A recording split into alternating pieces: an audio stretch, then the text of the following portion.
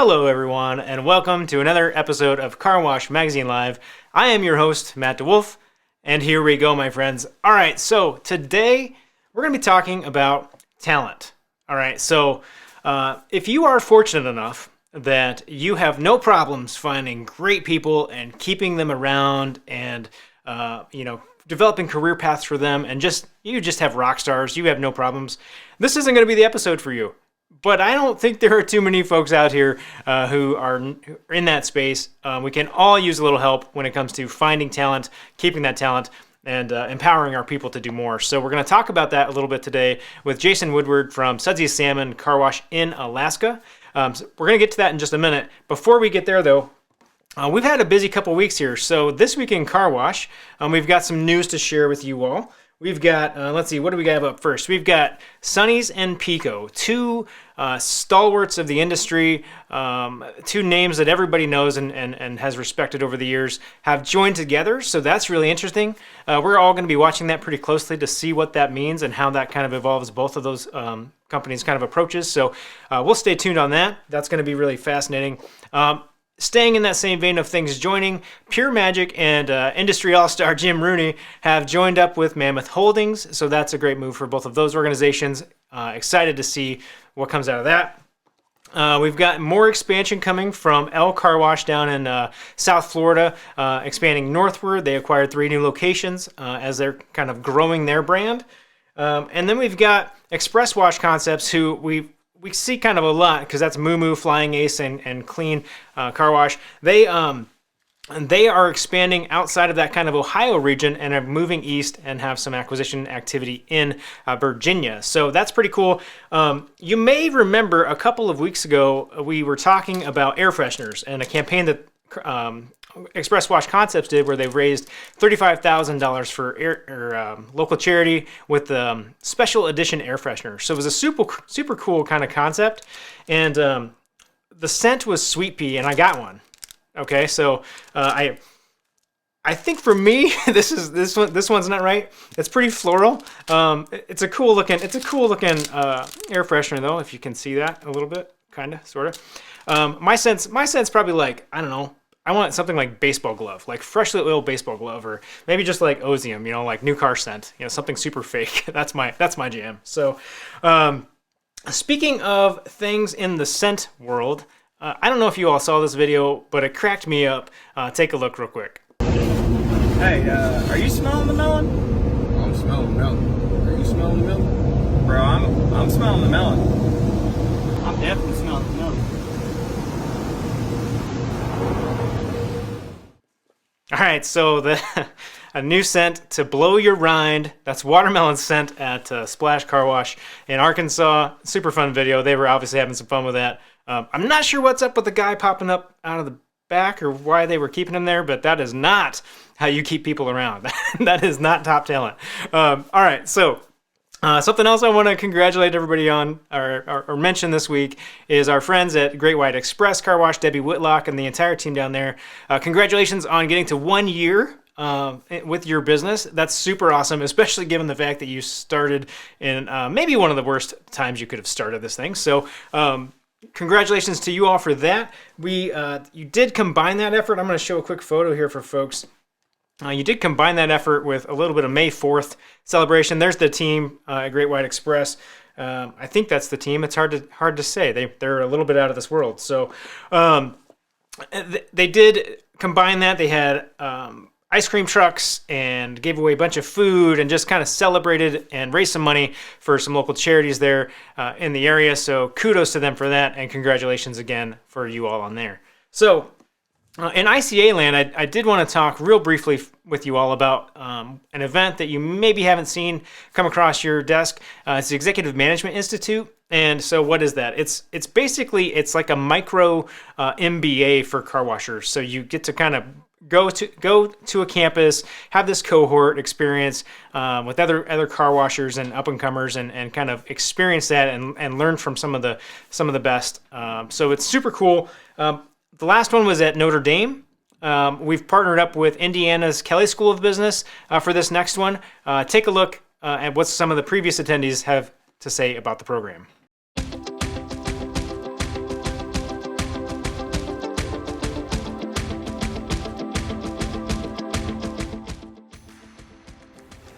You know, as an owner, I'm always trying to improve myself. I think it's important that the leaders in our industry not get complacent and think that they know everything there is to know. One, the professors were incredible. It has been a long time since I have been just inspired to passion. I learned more in this 1 week than I had in the past 18 months in the car wash industry. The truth is, at first it was more about education, but when I got here, immediately you felt that relationship building. Also, to know that you're not the only one with these problems, that everyone in this business faces them. The men and women that have attended this program have not only been captains of industry, but incredibly friendly and welcoming and interested in growing this business and growing in relationship with the people that are in it. This week has far exceeded my expectations. Now I feel like a Notre Dame fan for life. It was an amazing opportunity, and I'm very grateful.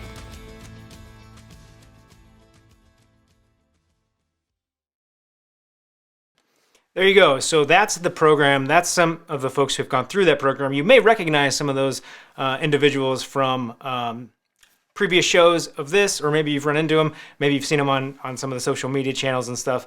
So a lot of really great people going through that program. If you want to apply, that link is here we go again, guys. Okay, it's down there. It's down there. carwash.org/EMI, and space is limited, so make sure if you want to apply for that, you do that pretty quickly here, because those spots will fill up and will disappear on you. So, hey, everybody watching, I see Lori, you're watching from Vertec. Thanks for joining us today. I see Jeff Meyerschak. I probably said your name wrong, but hey, Car Coaster is in the house from Denver, so thanks for watching, you guys. Real love seeing you all tune in. If you guys have questions, kind of tee those up, get those ready. We are going to have time to be able to ask some questions of our guest today, Jason Woodward from Sudzy Salmon Car Wash in Alaska. So prepare those. Again, we're talking about talent today, so keep that in the back of your mind as we prepare.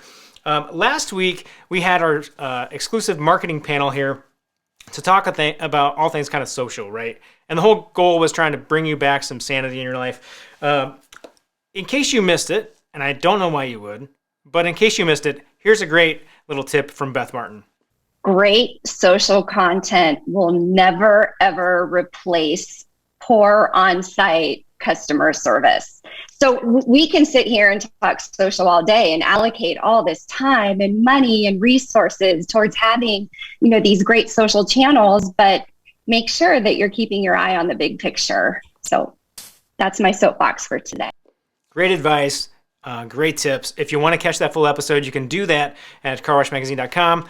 If you don't have time to sit down and watch it, and you just want to listen, you need it in some drive time or something like that, or some, maybe you're out working and you got your AirPods in, you can download that from Car Wash the podcast. That is our latest episode that's going to be dropping here today for you. So make sure you get that wherever you consume your podcast content.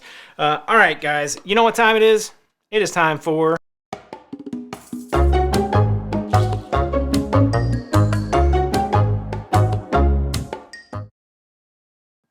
Okay, so no cute kid video for you this week. You're stuck with me telling you this joke. And why is that? Well, because I felt like I was not paying my kids enough to tell these jokes. And so send me your jokes, m2wolf@carwash.org. Remember, you can tell it, your kids can tell it, whoever you want. I'm going to turn this into a contest eventually, friends, and there's going to be cash prizes involved. So keep that in mind. Get your jokes ready. Today's joke is actually scraped from our guest's Instagram feed. He may or may not claim it. That's okay. Here it goes. What kind of a car does a snake drive? Anyone? No? You guys don't have any guesses? A snake drives an Anaconda. Yes, thank you, everybody. We are here all week for your comedic relief. That is all I got for you guys. Hey, guess what time it is now? It is tour time.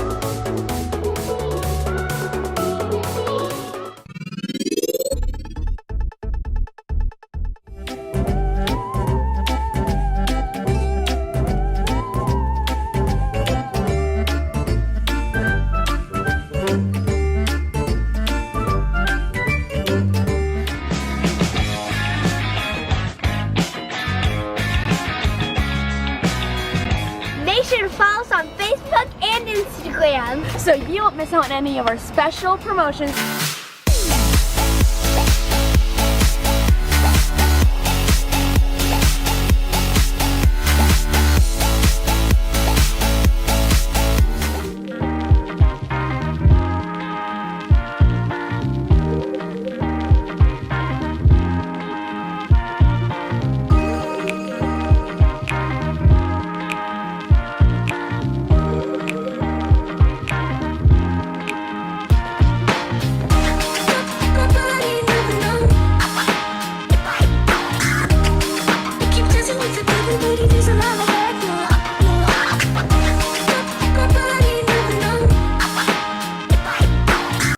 All right, there was a tour of Sudzy Salmon, and now joining us is Jason Woodward from Sudzy Salmon Car Wash. Jason, welcome to the program.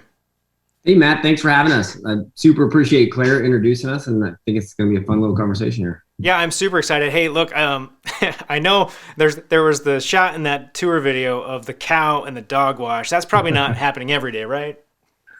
It's funny you say that. Last weekend we actually had a group in Palmer bring some goats in, and they actually washed their goats in the dog wash. I have so many questions around that, but that's for a different kind of show. So we're gonna. Yeah, it was gonna go on social media, but I decided that'd probably be bad because then the whole farm would show up. Probably. Yeah, that's maybe not. You don't maybe want all of that happening at your wash every day. That's a lot of that's a lot of cleanup. Hey, super awesome to have you on the show. You have a really cool background in terms of how you got into this industry. Can you actually share that a little bit with folks watching at home so they can kind of understand where you're coming from? Yeah, sure. I do commercial real estate up in Alaska, and I had a client that was looking at buying an in-bay automatic car wash. And as a part of that process, I recommended that he just send me down to the lower 48 and go to a car wash convention. There happened to be one in Detroit for Midwest. So I went down there, came back and said, I don't think you should buy this in-bay automatic. I think that you should build the tunnel. That seems to be where the industry is down there, and I want in. So one thing led to another, and we built our first tunnel in Eagle River, Alaska. There's really not a lot of tunnels up here. We can get into that if you want later. But it happened, I'm also a military reservist. So I was active duty helicopter pilot for about 10 years and then went in the reserves. And so right about the time we started building it, I got deployed to Iraq. And so one of my business partners is the construction company. He just built it. And when I came back, I opened it and ran it. And that was 2018. Most people would not be comfortable with that scenario. Most people would want to have a little more input into the business that's being created. You just said, hey, build it, do it right. Please don't mess it up. Yeah, we had met some pretty good vendors and so a guy named John Rosbeck, I guess you could call him the grandfather of our group anyway. And he just introduced us to some great people, Pico being one of them, and they just put it together the way they thought it would work, and it turned out to be pretty good. We really haven't made a ton of tweaks beyond that as we open more sites. There's definitely some as we figure out better ways to do it, but they did a pretty good job helping us out from the beginning. Well, that sort of speaks to your personality in general, and we're going to talk about that a little bit in terms of how you empower people, right? And figure that if you empower them and set the right expectation, they'll rise to meet that. I think that's super cool.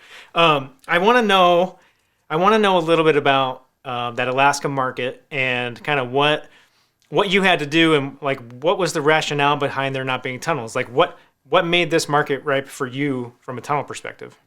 Yeah, my specific market where we started in Eagle River had one car wash that was really a rundown 4-bay in-bay automatic. Didn't do a great job washing cars in Alaska.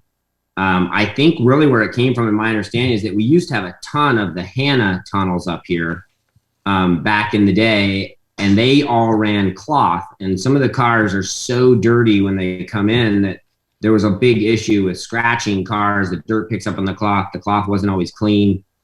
And when the touchless market came to Alaska, it just really hit them at a bad time, I guess, would be the lack of a better term.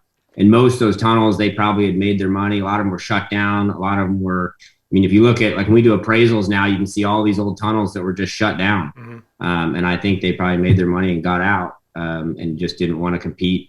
There was probably some personal reasons in there too, but yeah, that's really interesting. So as you did that and as you built up, I mean, you obviously thought there was a demand for it. You liked what you saw when you came down to the lower 48 to kind of check out the shows and stuff and see what's going on. What kind of hurdles did you have, like entering that market in a space where people had, basically vacated the tunnel experience altogether? Yeah, it was huge education on the customer side, and it was definitely a slow roll initially. Washing 100 cars a day, just really kind of making ends meet, and we were growing exponentially as we sort of convinced consumers that wasn't the issue. We're running closed cell phone now, and it's just a different market. And now I'd say we wash most of the really nice the nicer vehicles, and we're doing during what we call breakup, which is when the snow melts and it turns into spring up here. We're doing one of our sites is doing 900 cars a day now, and it's been awesome. So yeah, that's a way better place to be than 100 a day. Yeah, it is. That is better. Yeah. Well, and you even see some of the dirt on the cars in the video that we share with folks about just how dirty they are. And if folks were on your social, they'd really see some mud wagons coming through that you guys have to deal with. But let's switch gears just a little bit. Let's get into talent, because look, like you're in a market where the resources are finite, right? There's only so many people, and there's only so many places to look for talent. Where do you look to find good talent when the maybe the pool itself is not as deep as you would like it? Yeah, for us, whether it was by accident or on purpose, it ended up being a ton of high school and college age young adults, and we picked up a bunch of them early on, along with some, I would say, more mature. And really the high school and college age has won out with our organization. Our oldest employee, I think, is 23 maybe right now. My general manager's 20. When we hired her, she was 18, and my facilities manager's 21. And they've all been with us since the beginning. And that's been with a limited talent, or I'll say a shallow talent pool in Alaska.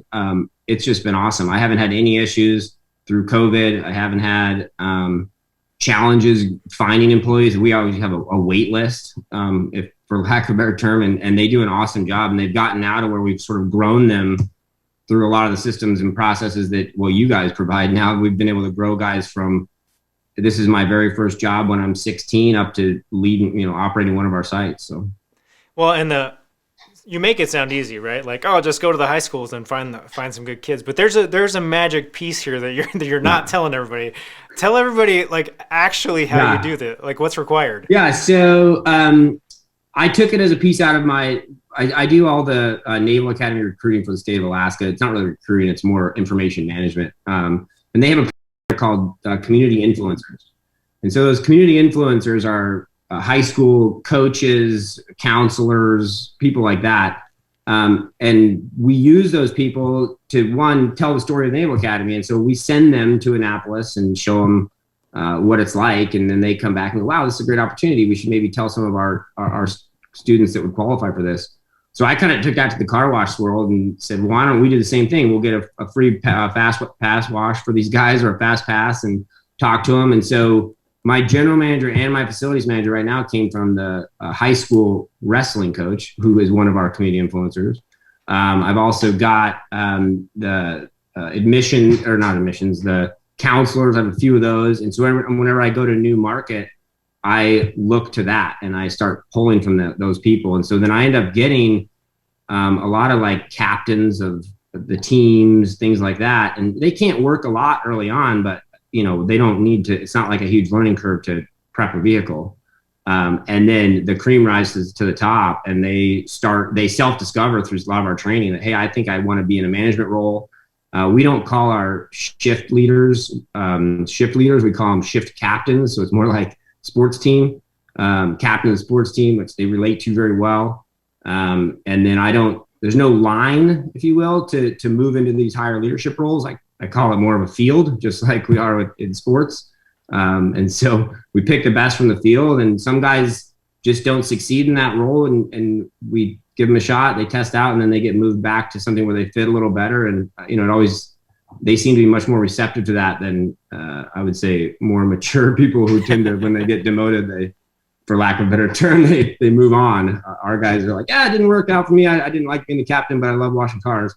So we just move them around to get the right people in the right spots. But you have kind of a lot of them, right? Like from a we have about 50 ratio right now. Yeah. And they self-manage, which is amazing. Wait. Primarily high school kids self-managing.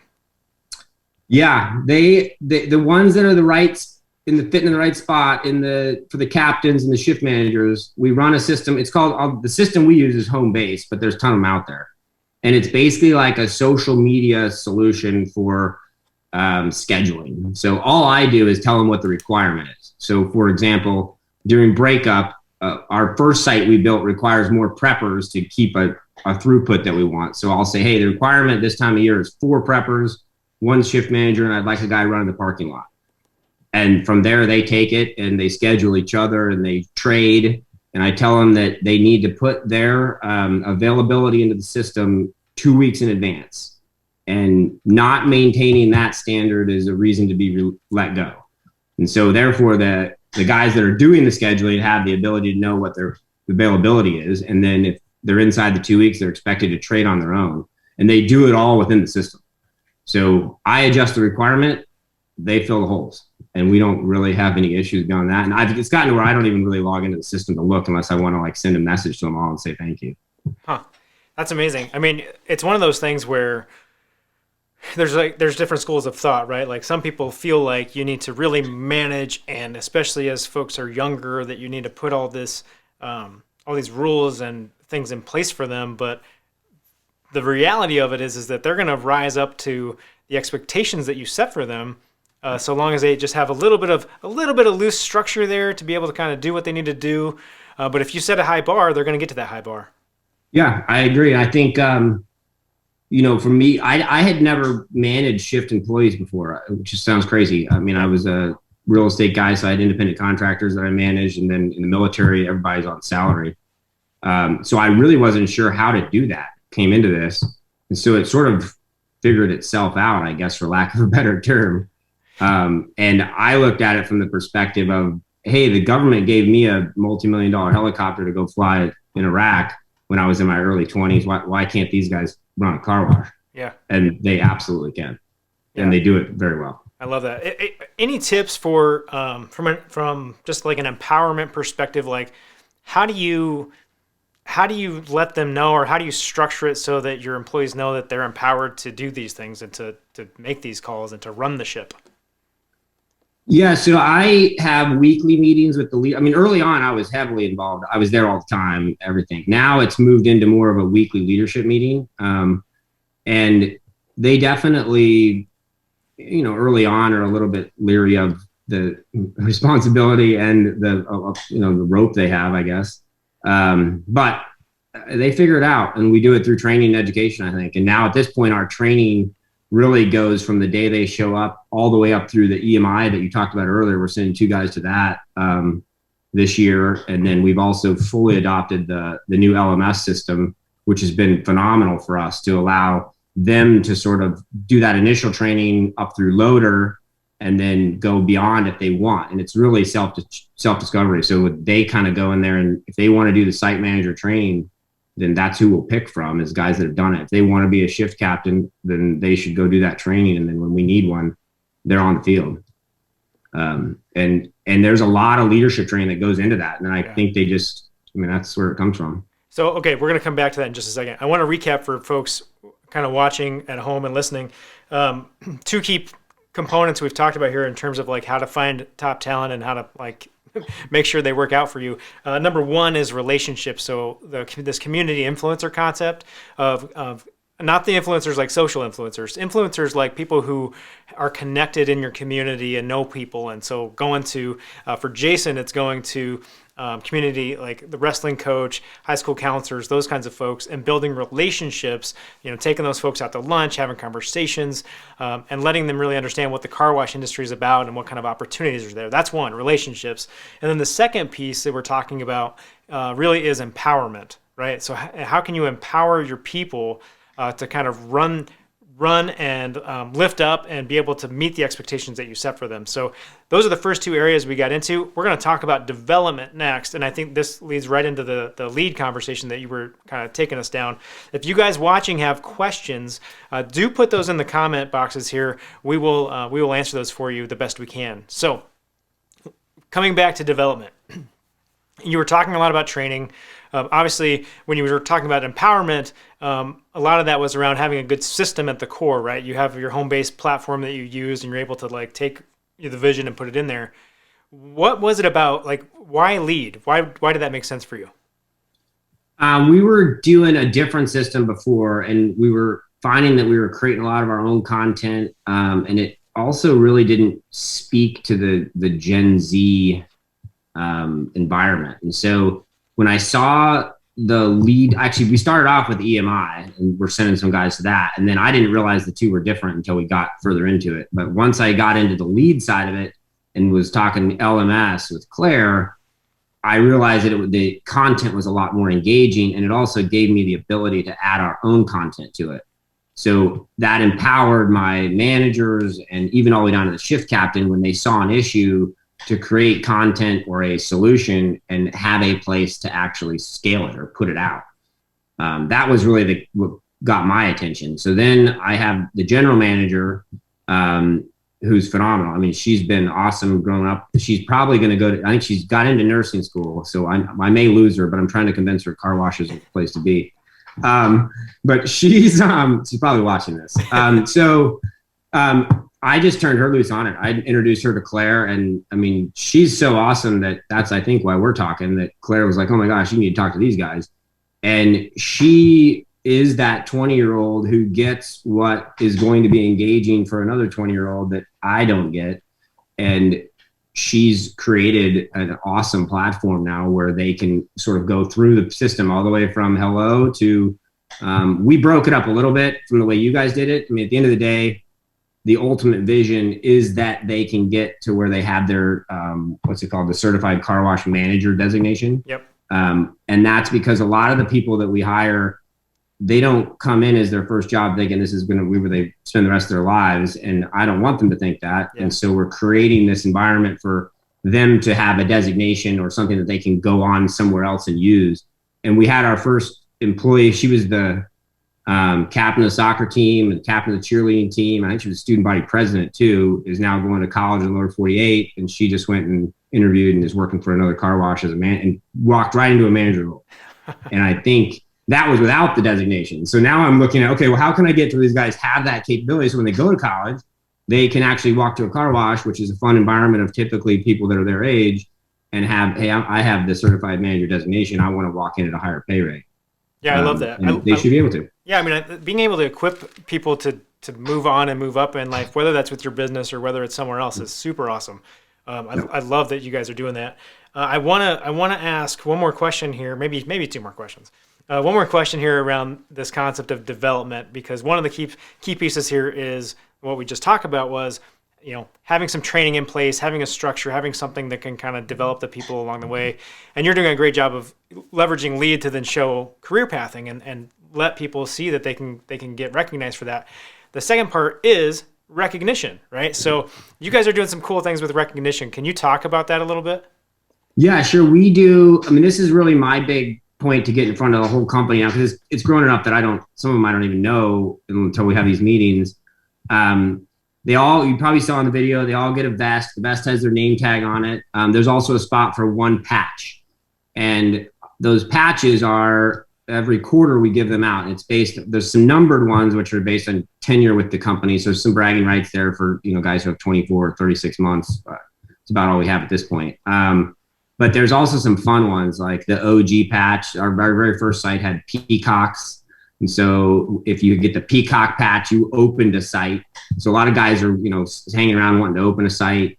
The badass employee, that's actually a trophy that we give out every quarter. And you get your name on the trophy, and that's sort of voted on as only one of those. And you get the kicking donkey patch. And then there's most cars washed in an hour, which has been it's a good one for us, and it's also empowering for them. So they're always sort of trying to get that team that's the right fit to wash a lot of cars.